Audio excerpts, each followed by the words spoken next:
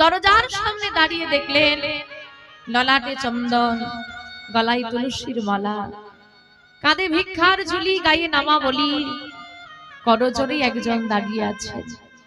লালাবাবু সামনে গিয়ে জিজ্ঞেস করলেন, কে তুমি? আমাদের বাড়িতে তুমি কেন এসেছো? কি চাই তোমার? কেন ডাকছো তুমি? বাবু, আমি একজন কন্যাদায়গ্রস্ত ব্রাহ্মণ, কৃপা করে আমায় কিছু সাহায্য করো। ও, তুমি আমাদের বাড়িতে সাহায্য চাইতে এসেছো? দাঁড়াও, আমি তোমাকে সাহায্য দেব। প্রহরী, ও প্রহরী, প্রহরী, বলুন ছোট বাবু। যাও, এই ব্রাহ্মণকে তুমি এখনই 1000 টাকা দান করে দাও। যে আজ্ঞা। প্রহরী ছুটে গেছে, দান করতে হবে, ছোট বাবুর আদেশ বলে কথা। এখন আপনাদেরকে বুঝতে হবে, মা ওই কন্যাদায়গ্রস্ত ব্রাহ্মণ, কন্যাদায়গ্রস্ত মানে মেয়ের বিয়ে দেবে। আজ থেকে যদি 10 বছর আগেও একটু ঘুরে দেখা যায়, এটা কিন্তু ছিল বাবা। ওই মেয়ের বিয়ে দিতে হলে কম বেশি আসতেন, কিছু কিছু, খুব বেশি দেখা যেত না, কিন্তু দেখা যেত, এখন আর দেখা যায়। তো 1000 টাকা দান করেছেন। ঘটনাটা আজকে নয়, 2025 সালের নয়, আজ থেকে 250 বছর পূর্বে একটা 12 বছরের ছেলে 1000 টাকা দান করলো, মানে কথাটা কি খুব সাধারণ? আজ থেকে 20 বছর আগের ঘটনা যদি দেখা যায়, ওই 50 টাকা 100 টাকায় আমার বাবারা কাজ করেছে। 20 বছর 50 বছর আগে, তাহলে 250 বছর আগে 1000 টাকা দান করছে। 250 বছর পূর্বে তৎকালীন সময়ে লালাবাবুর পারিবারিক আয় ছিল বছরে আনুমানিক 52,36,000 টাকা। 250 বছর আগে এই পরিমাণ অর্থের মালিক ছিলেন তিনি। তার বছরেই আয়টা হতো। 2025 সালে দাঁড়িয়ে মনে হয় এখানে বেশিরভাগেরই নেই। 52 লক্ষ টাকা হয় বছরে। তাহলে তৎকালীন সময়ের ঘটনা, তাহলে তাদের কাছে 1000 টাকা কোনো ব্যাপার না। প্রহরী গিয়ে দাঁড়িয়েছে লালাবাবুর পিতার কাছে, কারণ জমিদার অনুমতি দিলে তবে দান হবে, ছোট বাবু তো বললে হবে না। এখন শুধু অনুমতিটা আনতে যাওয়া মাত্র, যেই না বলেছে ছোট বাবু দান করেছে 1000 টাকা, তিনি হিসাব পত্র করছিলেন। যে আসনটাই বসেছিলেন সিংহাসনে, সেটা ছেড়ে উঠে বলছে, কি হয়েছে? কি বললি? 1000 টাকা? সে একটা ছোট্ট ছেলে বলে দিলে 1000 টাকা দিয়ে দিতে, আর তুই চলে এলি আমার কাছে। ও বোঝে না, তুই জানিস না 2 টাকা রোজগার করতে কত কষ্ট করতে হয়। কিন্তু ছোট বাবু যে কথা দিয়ে ফেলেছে, কথা দিল বলেই আসতে হবে। এখন কি যে করি আমি, জমিদার বাড়ির ছেলে কথা দিয়েছে, না দিলে একটা সম্মানের ব্যাপার আছে। যা যা যা, গিয়ে 1000 টাকা দান করে দে। আর শোন, দান তো করে দিবি, সঙ্গে লালাকে শুনিয়ে দিবি, যতদিন না নিজে রোজগার করতে পারছে তার যেন এত দানের বাসনা না জাগে। যে রোজগার করে না সে কখনো অর্থের মূল্য বুঝবে না। প্রহরী এসে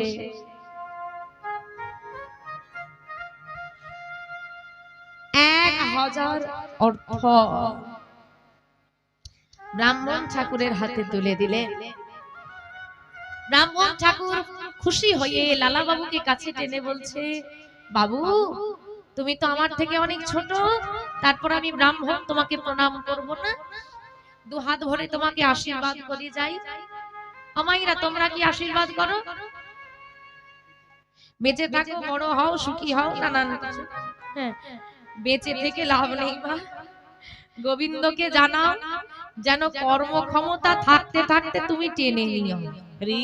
কারণ কর্মক্ষমতা হারিয়ে যারা বিসজ্জাশায়ী হয়েছে তাদের যে কি জ্বালা, বুড়ি মরেও না, চলতেও শুনতে হবে মা।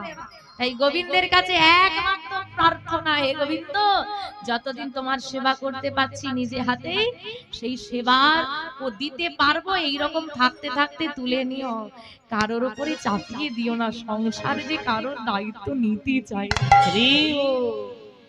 ভালো থাকো, কতই আশীর্বাদ করলো ঠাকুমারা, ভালো থাকো। বলো দেখি ঠাকুমাদের আশীর্বাদে ভালো কে আছে? কেউ ভালো নেই, সুখী কেউ নেই। আশীর্বাদ কাকে বলে? ব্রাহ্মণ ঠাকুর মাথায় হাত দিয়ে লালা বাবুকে বললেন, কৃষ্ণ ভক্তি হোক, কৃষ্ণ কৃপা হোক। বাবা লালা বাবুর বয়স কত? 12 বছরের লালা ব্রাহ্মণ ঠাকুরকে প্রশ্ন করে উঠলেন, কৃষ্ণ ভক্তি কি? তুমি যে আশীর্বাদ করলে সেটাই তো বুঝতে পারলাম না। কৃষ্ণ কৃপা কি? ব্রাহ্মণ ঠাকুর বললেন, দেখো বাবা তুমি তো খুব ছোট, কৃষ্ণ ভক্তি কি কৃষ্ণ কৃপা কি এখন আমি তোমাকে বোঝাতে পারবো না। তবে একটা কথা তুমি সারা জীবন মনে রেখো, একটা কথা তুমি সারা জীবন মনে রেখো, এই মানব দেহটা পেয়ে যদি একদিনও তোমার কৃষ্ণ কৃপা না হয়, এই হৃদয়ে যদি একদিনের জন্যও কৃষ্ণ ভক্তি না আসে, তবে জীবনটা বৃথা। লালা বাবুকে কথাটা বললেন সারা জীবন মনে রাখো, মনে রাখবে। লালা বাবু জীবনের শেষ নিঃশ্বাস পর্যন্ত কথাটা মনে রেখেছিলেন। আর আমরা বছরে 50টা হরিবাসরীকে কীর্তন শুনি, যেটুকু সময় কীর্তন শুনি মনে থাকে, বাড়ি গেলেই ভুলি। হরি বল হরি বল। তাই বলছি মা, যদি কৃষ্ণ ভজন সাধন করতে না পারো এই জীবনটা বৃথা। তাই দেরি না করে কৃষ্ণ নামে বলো ভাই। কৃষ্ণ নাম না বললে কি হবে? জন্ম বৃথা যায়, এই জন্ম দুদিন কারে কৃষ্ণ নাম বলো ভাই, জন্ম বৃথা যায়, এই জন্ম দুদিন কারে কৃষ্ণ নাম বলো ভাই, জন্ম বৃথা যায়, এই জন্ম দুদিন কারে নাম বলো ভাই, জন্ম বৃথা যায়, এই জন্ম দুদিন কারে। এই জীবনটা কাগজের টুকরো, এই জীবন হ্যায় কাগজের টুকরো, এই জীবন হ্যায় কাগজের টুকরো, এই জীবন হ্যায় কাগজের টুকরো। এই জীবনটা কিসের টুকরো? হ্যাঁ, কেন তুমি এই দেহটাকে কত সুন্দর করে সাজালে, আমরা ভাবি এই দেহ কত দামি, কত অহংকার, কিন্তু এই দেহটা কাগজের টুকরের মতো। কাগজের টুকরো কেন তুলনা করা হচ্ছে? তোমরা দোকানে কোনো জিনিস কিনতে যাও, এই সব মশলা মুড়ি কিনে আনছে, যখন মশলা মুড়ি কিনে আনছে না মা, ঠোঙাই করে দিচ্ছে না কাগজে করে। তুমি কাগজটা যত্ন করে আনছো কেন? তার মধ্যে মুড়িটা আছে, মুড়িটা খেয়ে ফেলবে, মুড়িটা শেষ হয়ে গেলে কাগজটাকে কি করবে? ফেলে দেবে। মুড়িটা যতক্ষণ থাকবে ততক্ষণ ঠোঙার যত্ন, কাগজের যত্ন। যতক্ষণ তুমি সংসারে টাকা দিতে পারবে ততদিন বাবার যত্ন। যেদিন বাবা কর্মক্ষমতা হারিয়ে আর দিতে পারবে না, বিদেশি কুকুর বেডরুমে থাকে, বাবা থাকে সিঁড়ির তলায়। হরিবল হরিবল, এই হচ্ছে সংসার। যতদিন আমার মা সংসারে কাজ করতে পারবে, দেহে ক্ষমতা থাকবে, দেহের যত্ন থাকবে, মায়ের যত্ন থাকবে। যেদিন মার কাজ করতে পারবে না, বৃদ্ধাশ্রমে রেখে এসো যাও। হরিবল হরিবল। আর এই যে বাবা কাগজের টুকরো তুমি পথে ফেলে দিলে, হাওয়া লাগলে একবার এদিক, এটার বুঝতে পারছো? এদিক ওদিক মানে কয় ছেলে, বলি কয় ছেলে? 3টা ছেলে আছে, 2টো 6 মাস 6 মাস। ও ঠিলবে এদিক, ও ঠিলবে সেদিক। হাওয়া লাগলে একবার এদিক হতে হবে, একবার ওদিক হতে হবে। 6 মাস তোমাকে বলা প্র্যাকটিস করতে হবে, বড় বৌমা তুমি খুব ভালো, ছোট বৌমা ভালো। এখন 6 মাস ওইটা প্র্যাকটিস করতে হবে। কোনো ভাবে যদি ডায়লগ মিস্টেক হয়ে যায়, মানে ছোট বৌমার কাছে এসে 6 মাস মধ্যে দিকে চলে এসেছে, কিন্তু ডায়লগ সেটিং হয়নি, 6 মাসের অভ্যেস তো। যদি কোনো ভাবে ফসকে গিয়ে বলে ফেলে বড় বৌমা তুমি ভালো, ছোট বৌমা ভালো, ওই 6 মাসের তোমার খাবার যা ছিল কেটে নেওয়া হবে, থাকবে আমার কাছে বড় বৌমার কোনো কাজ। তাই বাবা সেটিং রাখতে হবে, যখন এদিক ওদিক হবে চেঞ্জ করে দিতে হবে। আর বাবা এদিক ওদিক তোমার হাওয়া লাগলে এদিক ওদিক হবে, জোরে হাওয়া লাগলে বাউন্ডারির বাইরে। হ্যাঁ, গোবিন্দ বলে তার চরণে চলে যেতে হবে। তাই বলছে এই জীবনটা কাগজের কাগজের টুকরো এই জীবনটা কাগজের টুকরো এই জীবনটা কাগজের টুকরো বাতাসে উড়ে যায় জনম বৃথা যায় এ জনম দুদিন কার কৃষ্ণ নাম বলো ভাই তাই গো ওরে ওরে ওরে গো এই জন্য দুদিন কার কৃষ্ণ নাম বলো ভাই জনম বিতা যায় এ জনম দুদিন কাল কৃষ্ণ নাম বলো ভাই জনম বিতা যায় এই জন্য দুদিন কার কৃষ্ণ নাম বলো ভাই জনম বিতা যায় এই জন্য দুদিন কার ব্রাহ্মণ ঠাকুর চলে গেলেন আশীর্বাদ করে লালা বাবুকে।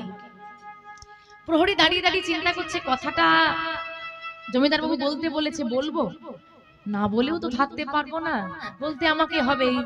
আর যদি বলে দিই লালা বাবু যদি কষ্ট পায় কি যে করি, যা হয় হবে বলেই দিই। বাবু একটা কথা বলবো ও ছোট বাবু। কি বলো? তোমার পিতা তোমাকে বলে দিতে বললো যতদিন না তুমি রোজগার করতে পারবে তোমার দানের বাসনা যেন না জাগে। তুমি তো রোজগার করো না, অর্থের মূল্য তুমি বুঝবে না। কথাটা কি খারাপ বাবা? কথাটা খারাপ, কিন্তু কথাটা কে বলছে তার উপর নির্ভর করবে কথাটা ভালো, তাই না? এই কথাটা যদি লালাবাবুর পিতা লালাবাবুকে বলতো, অধিকার ছিল ওনার বলা, পিতা হয় বোঝাতেই পারে বলতেই পারে, কিন্তু প্রহরী সে তো দাস, লালাবাবু মালিক। দাস যদি মালিককে বলে তুমি অর্ধের মূল্য বোঝো, এগো মানা সম্মানে লাগবে না? কথাটা লালাবাবুর এত আত্মসম্মানে লাগলো ওই 12 বছরের ছেলে। তিনি বললেন কি পিতা এই কথা বলেছে? হ্যাঁ বেশ, তখন আর পিতা নেই, তোমাদের জমিদারকে বলে দাও যতদিন না নিজে রোজগার করতে পারবো আমি আর কোনোদিন দান করব না। তবে একটা কথা বলে যাই শোনো, এই দানের কর্তব্য আমার নয়, দানের কর্তব্য ছিল জমিদারের। জমিদার যদি তার জমিদারি থাকা সাধারণ মানুষকে না থাকে কে দেখবে? সাধারণ মানুষকে যে এত টাকার মালিক হয়ে একটু সাহায্য করতে পারে না তাকে জমিদার বলে আমি মানি না। আর যে সামান্য 1000 টাকার জন্য নিজের পুত্রকে অহংকার দেখাতে দ্বিধাবোধ করে না, যার কাছে পুত্রের সম্মানের আগে নিজের অর্থের অহংকার হয়ে দাঁড়ায়, তাকে আমি পিতা বলে মানি না। যাও জমিদারকে তোমাদের বলে দাও আমি আর কোনোদিন দান করব না।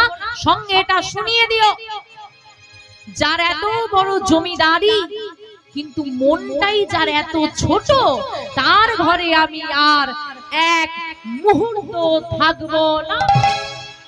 ওই যে বাবা বারান্দা থেকে বেরিয়ে এসেছিল দরজার সামনে, এক পাও ভেতরে আর নয়। যে পথে ব্রাহ্মণ ঠাকুর চলে গেল সেই পথ ধরে 12 বছরের লালা ছুটতে ছুটতে জমিদারি বাড়ি ছেড়ে বেরিয়ে ছাড়লো। জমিদারি বাড়ি ছাড়লো, কান্দি শহর ছাড়লো, মুর্শিদাবাদ জেলা, চলে এলেন বর্ধমান জেলায়। তৎকালীন সময়ে দাঁড়িয়ে বর্ধমান জেলার একটি সিরিস্তাদারে 20 টাকা বেতনে লালা বাবু কাজ শুরু করলেন। আমার কোন বাড়ির ছেলে? লালা বাবুর বাড়িতে টাকার পাহাড় ছিল, পাহাড় সমান অর্থ। 20 টাকা বেতনে কাজ করে। শিক্ষণীয় বিষয়, লালা বাবু জমিদারের ছেলে, আরামাইশে মানুষ হয়ে সোনার পালঙ্ক ছাড়া যার ঘুম ধরতো না। বিছানা থেকে নামার পর চরণটা মাটিতে দেবে না, দাসী থাকবে, পাদুকা জোড়া এগিয়ে দিতে হবে, না হলেই গন্ডগোল। সে আজকে 20 টাকা বেতনে কাজ করছে। আর বাবা আমাদের ছেলে মেয়েরা একটু শিক্ষিত হয়ে যাওয়ার পর যদি বলা হয় মা বাবার সঙ্গে একটু চাষের জমিতে যেত, সম্মানে আমি কত শিক্ষিত, পাড়ার মোড়ে বসে আড্ডা দেবে, তবু বাবার সঙ্গে ব্যবসায়ী একটু হাত বাড়াবে না, কেন? সম্মানে লিখিত। শোনো মা, কর্মের অলসের আছে সম্মানের ভয়, কর্মের করোনা সম্মান। কর্ম যেমনই হোক, ভগবান শ্রীকৃষ্ণ যদি ভগবান হয়ে গরু চড়াতে পারে, তুমি আবার কর্মের ভয় কর? এদিকে বছর গড়িয়ে গেল, জমিদারের ছেলে গেছে খোয়া, চারিদিকে চলছে সংবাদ, যে পারবে লালাকে খুঁজে এনে দাও। কিন্তু এই যে হারিয়ে গিয়েছিল না একটা বাচ্চা মেয়ে, ওই যে বলে দিল বাবারা পেয়ে গেল, বলি এখন ফোনের ব্যবস্থা এসে গেছে, ফোন হয়ে গিয়েছে পাওয়া যায়। তৎকালীন সময় তো তা নয়, লালাবাবু তো সেই মুর্শিদাবাদ জেলাতেই নেই, কোথায় পাবে? কেই বা জানবে সে জমিদারের ছেলে? বহুদিন খোঁজার পর লালাবাবুর সংবাদ পাওয়া গেছে, চলো লালাকে ফিরিয়ে আনতে যেতে হবে। প্রহরীদেরকে পাঠিয়ে দেওয়া হলো, আপনার পিতা তার ব্যবহারের কারণে দুঃখিত, আপনি ফিরে চলুন। একটাই কথা, আমি অমন পিতার মুখ দর্শন করতে চাই। থাকতে বলো সেই অর্থ নিয়ে, যে অর্থের তার অত অহংকার, আমার প্রয়োজন নেই। পুত্র শোকে, পুত্রের এরূপ কথা যখন পিতার স্মৃতি মূলে প্রহরীরা এসে বলছে, শোকে, হ্যাঁ ওমা, সব থেকে মারণ রোগ কি বলতো? চিন্তা। চিন্তা চিতা শোনা। লালা বাবুর পিতা অসুস্থ হয়ে গেলেন, খবর গেল লালার কাছে, তোমার পিতা অসুস্থ, ফিরে চলো। না না তো নাই, পুত্র শোকে লালা বাবুর পিতার প্রাণ চলে গেল। তাই গৌর হরি হরি। সংবাদে গেল, লালা বাবু কিসের এত অভিমান?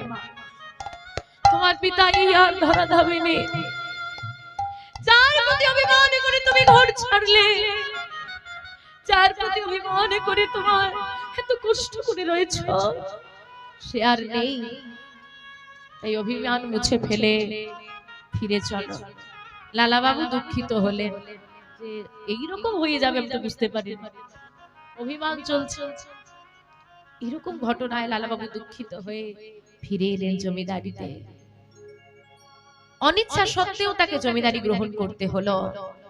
সুন্দর জমিদারি চলছে, সবার প্রিয় জমিদার হয়ে উঠলেন লালা বাবু, দান ধ্যান করেন। দেখতে দেখতে তিনি হলেন বিবাহযোগ্য। কাত্যায়নী নামে সুকন্যার সঙ্গে লালা বাবুর বিবাহ সম্পন্ন হয়ে গেল। কেটে গেল আরো কতগুলো বছর।